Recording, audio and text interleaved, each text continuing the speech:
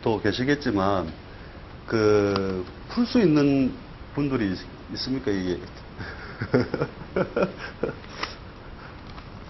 이게 이제 옛날, 어떤 고서에 나오는 그 팔자인데, 자, 뭐 격용설로 막 이렇게 저렇게 풀이를 해놨는데, 아까 이야기했던 것처럼 어떤 그런 면에서 우리가 볼 때 큰 개념으로, 그죠? 안착할 곳이 있느냐, 이거죠. 안착할 곳이 있느냐. 곳이 있느냐. 그러니까 세력을 따를 만한 곳이 있느냐, 이거거든요. 세를 따를 만하냐, 아니면은 자기가, 오히려 이제 종도, 따른다는 것도 어차피 강한 개념으로서 이렇게 가는 건데, 이 팔자가 옛날에 정승을 했다, 이렇게 나오는데, 도저히 신약 신강으로서 풀 수는 없는 거죠, 이런 내용들을. 실제로 이제 틀리는 내용들이 대부분 보면, 이런 내용을 가지고 대부분 다 틀려버린단 말이죠. 그렇죠? 그래서 뭐냐면은, 이것이 세력으로서 딱 따를 만한 것이 있다 이거죠. 그죠? 을경합이 가장 예쁘게 되어 있는데 이 경을 건드린 글자가 아무것도 없다 이거죠. 그렇잖아요, 그죠? 세력의 순하게 세력을 따를 수만 있다면 그것만 해도 얼마든지 부귀의 조건이 된다는 거예요. 실제로는 부귀의 조건. 이 사람 실제 뭐 만나서 어떻게 성격이 어떤지는 모르는데 자기 나름대로는 최고의 처신을 할 수 있는 어떤 근원적인 부분이 있다는 거죠. 그러니까 실제 우리 신살적인 면으로도 여기 천을 비인이 붙고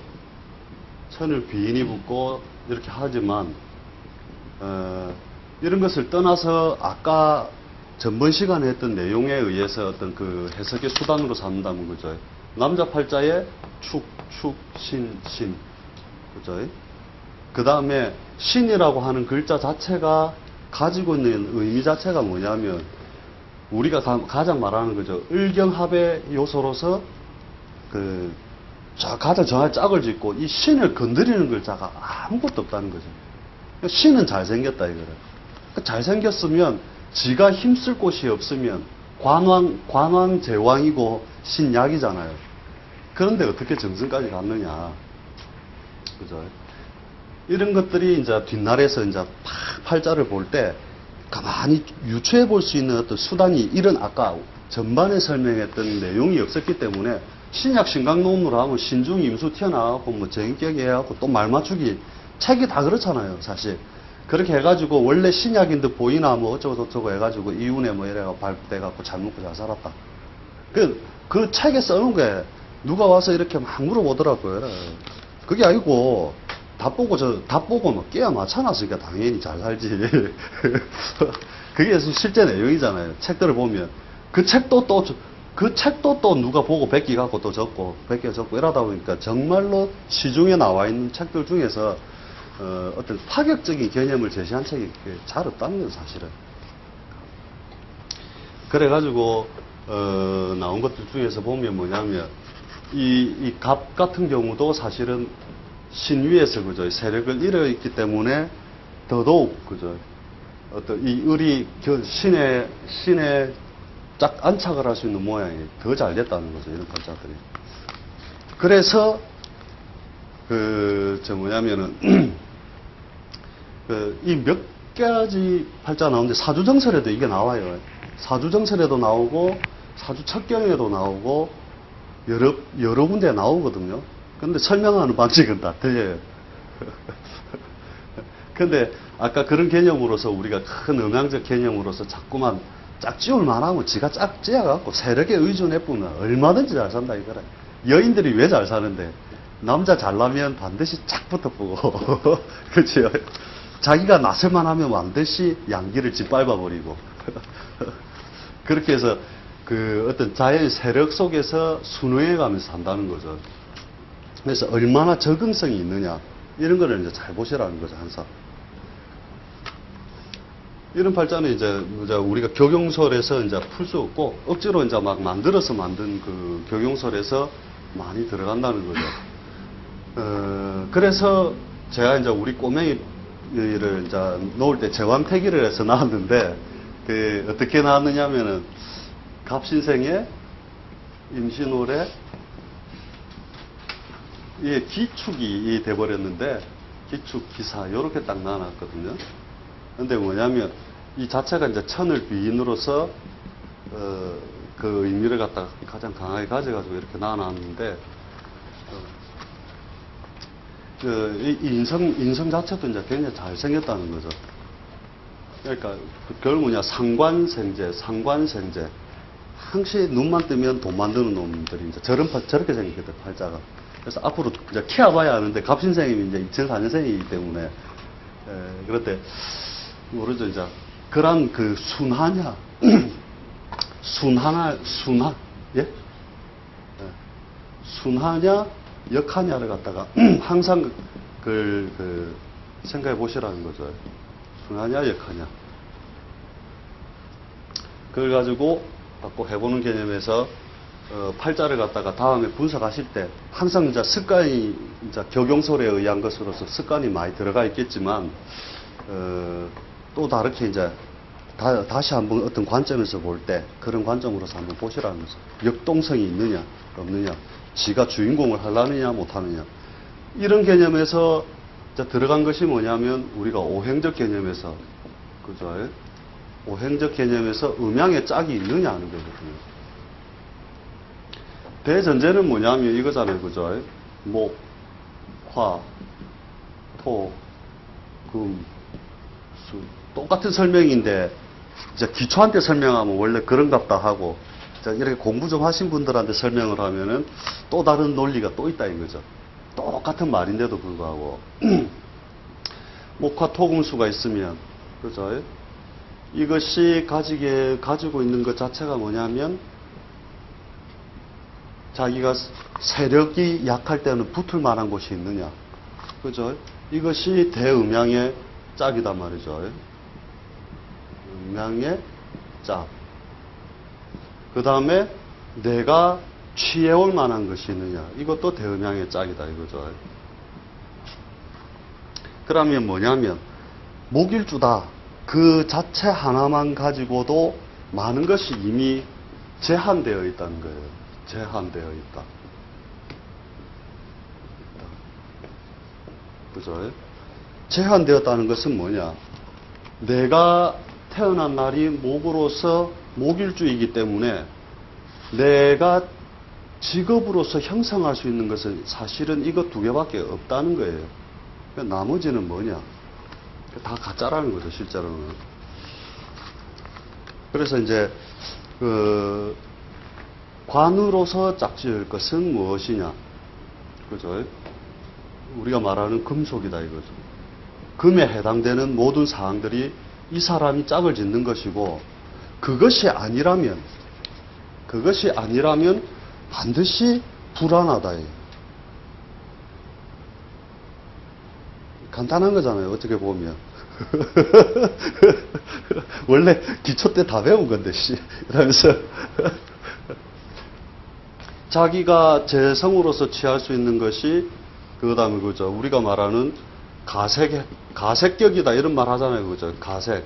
신고, 거두고, 우리가 토목, 건축, 그 다음에 이런 것들에 관련된, 행위에 관련된 것들이라면 길게 인연이 갈 것이고, 그것이 아니라 무조건 인연이 짧다. 그렇잖아요, 그죠?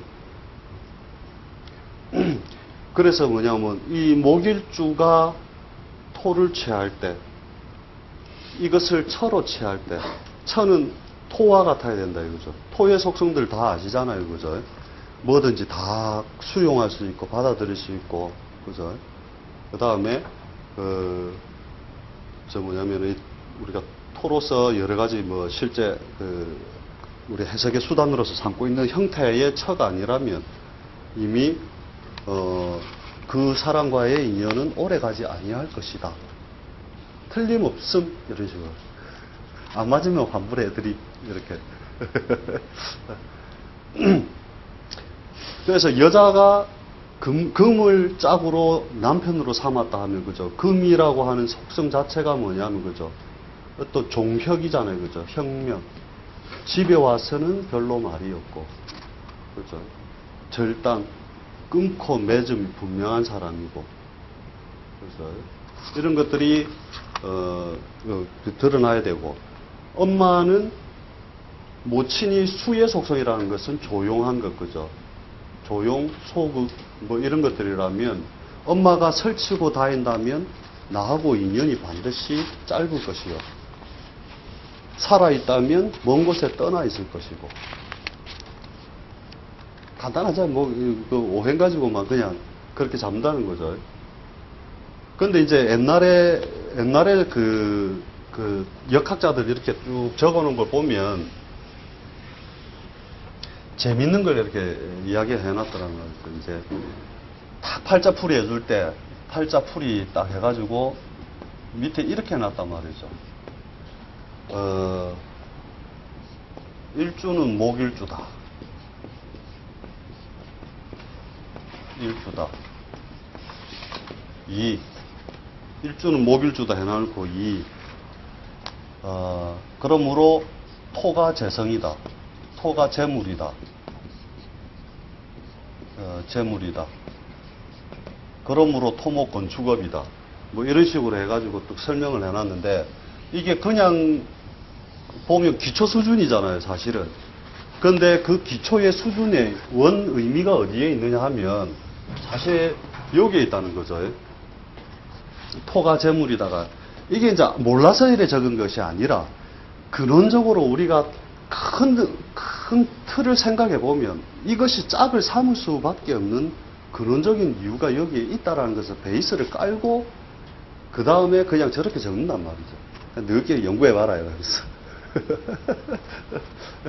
그래서 뭐냐면은 이런 것들을 가지고 우리가 해석의 수단으로서 자꾸 잡는 건데 이제 뒤에 이제 우리 오늘은 사실상 뭐냐면은 우리가 공개 강좌 개념이라서 내가 정리를 다 안 해왔는데 그 뒤에는 이제 이런 것들에 대한 세부적인 내용들을 갖다가 계속 해보자 이거죠.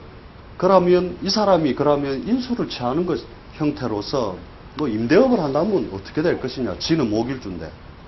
그러면 왜 거기에서 안착이 되느냐 안 되느냐 이런 것들까지 다 해가지고 이것만 가지고도 다 할 수 있다는 거죠. 사실은 일주가 목이다. 그러므로 그렇다. 뭐 이런 식으로 해가지고 다 할 수 있는 거죠. 그래서 다시 한번 오늘 한 것 쭉 정리를 해보는 거죠. 공간적이든 공간, 시간, 그죠? 형태에서 음역과 양역으로 나뉜다. 세상은 음역과 양역으로 나뉜다. 그 음역과 양역을 내가 기를 쓸만하면 그죠? 양역으로 튀어나와서 세속의 일을 자꾸 벌리려고 하다가 자기가 힘을 못 쓰면 음역으로 다 들어가 버렸다가 이것을 반복하면서 살아간다는 거죠. 계속. 그래서 뭐냐면 자기 팔자 내에 음역과 양역의 그것을 양역에서 능히 어떤 운세적으로 자기가 가질 수 있느냐 없느냐 이런 짝을 지을 만한 것이 있느냐 없느냐를 빨리 캐치를 해야 어떤 운이 왔을 때 역동적으로 움직이고 안 움직이고를 갖다가 다 파악할 수 있다는 거거든요. 그래서 뭐냐면은 이 내용도 뭐냐면 결국 신약 신강으로서 따지지 말라는 거죠. 큰 개념에서 보면은 신약 신강으로서 따지면 무조건 신왕 제왕이 잘 살아야 되거든요. 그죠? 신약은 그럼 평생 신약 그죠? 제약은 무조건 다 맨날 고달파야 되느냐? 그런 건 아니단 말이죠. 때로는 이 신약 제약도 이것을 꿈꾸지 아니하고 이쪽으로 딱 들어가면 또 잘 사는 경우가 실제로 많이 있단 말이에요. 그래서 어느 공간에 어느 형태를 취하느냐에 따라서 자기의 부기의 형태가 다 달라진다는 거예요. 실제로는. 똑같은 팔자, 비슷한 팔자를 들고 와도 우리 실제 관찰해보면 다 틀리다는 거 아시잖아요. 전부 다. 무엇에 있었느냐 하면 결국 여기에 있었다는 거죠. 이것이 이 일종 말하는 박찬하 선생의 이제 분론과 비슷하다는 거죠. 실제로. 분론 아시잖아요. 그죠? 다들. 그 분론을 취하는 형태를 갖다가 보면 된다는 거죠, 결국은. 그래서, 그러면 어떻게 그걸 다 따질 것이냐 하는 거는 이제 시간 가면서, 할 건데, 뒤에 이제 첫 번째로는 음양, 그 다음에 두 번째로는 오행, 그 다음에 세 번째로는 육친, 이렇게 분석의 단계들을 갖다가 다 정해놨다는 거죠, 신살. 요렇게만 해도 다 되고, 또 이제 손님 접대할 때 이제 우리가 쓸 수 있는 용어는 이 큰 개념을 알면 정답을 잘 모르겠으면 그래도 나는 자신 있다 할 수 있는 영역이 생겨버리거든요. 네가 어떤 형태로 물으러 와도 나는 네 삶에 대해서 포괄적으로 이런 개념을 알고 있다 이거예요. 그렇기 때문에 나는 틀리지 아니한다 하는 그 조건 속에 있는 거라. 전부 다 어디에 빠져 있느냐면 도사가 맞춰야 되고 그 2만 가지 직업 중에 내가 네가 선생하고 있지 이걸 맞춰봐야 된다는 개념 속에서 자기 스스로가 빠져 있는 거예요, 전부 다. 그러니까는 어떤 건 맞고 어떤 건 안 맞고 할 수밖에 없다는 거죠. 그래서 그 짝을 지은 형태도 사실 우리가 배우자 운을 다 맞출 때 마찬가지잖아요, 그죠? 어떤 배우자를 만나서 똑같은 생년 월일시들을 제가 많이 만났거든요. 제 자료를 한 2만 명 이상 가지고 있어요, 지금. 그 철학원에 손님으로 온 사람들 자료를 제가 일부러 다 모았단 말이에요, 풀이하고. 물론 공개는 안 할 거지만. 일부에 대해서는 제가 뭐 조금 자료를 모아서 학문적으로 우리 공부할 만한 것들, 이런 거는 제가 뭐 조금 나눠드린다 하더라도, 그게 뭐냐면 똑같은 팔자 반드시 다르게 다 산다니까요. 어떻게 짝을 지었느냐, 음양의 짝을 어떻게 지었느냐 따라서 형태가 다 달라져 버리기 때문에 원래 맞출 수 있는 게 아니라니까요. 조건에 의하여 어떻게 움직이느냐를 우리가 파악해가지고 거기에 맞추어서 이야기를 해준단 말이에요, 사실은. 그래서 이제 오늘은 이제 제가 이제 가지고 있는 가장 큰 그 어떤 개념에서 이 음력과 양력의 개념으로서 우선 했고, 인간관계에서도 주변을 한번 살펴보십시오. 내가 잘 나가면 반드시 한쪽이 찌그러지는 어떤 형태들이, 그 형제와 부모 자식 간도 다 음력과 양력으로서 다 나눠지거든요. 그런 걸 다 쪼개보시라는 거죠. 그러고 보고 엄마가 죽은 뒤 발복을 한다. 이게 참 비참한 거거든요. 그래서 이제 그 새로운 시각이다 생각을 하시고, 어차피 일반적인 책에 나와 있는 우리가 그 뭐 이렇게 기술적인 내용들 이런 건 다들 이렇게 공부를 하실 수 있겠지만, 이런 개념은 원래 책에 이렇게 잘 나와서 우리가 빨리 받아들일 수 있는 부분이 아니니까 제가 이제 이런 형태로만 앞으로 진행을 하겠다 이거거든요. 그래서 사실은 저보다 더 많이 알고 계실 수도 있거든요. 기본적인 잡기술 이런 것들은. 그래서 오늘까지 하고 따로 질문이 따로 있습니까? 없으면 여기까지만 하고, 다음 주부터 좀 구체적으로 해가지고 우리가 현실에서 어떻게 써먹을 것이냐, 그러고 예문도 한번 해보고 하면서 숙달을 시켜가는 방향으로 그렇게 하도록 하지. 오늘 뭐 고생 많았습니다. 수고했습니다.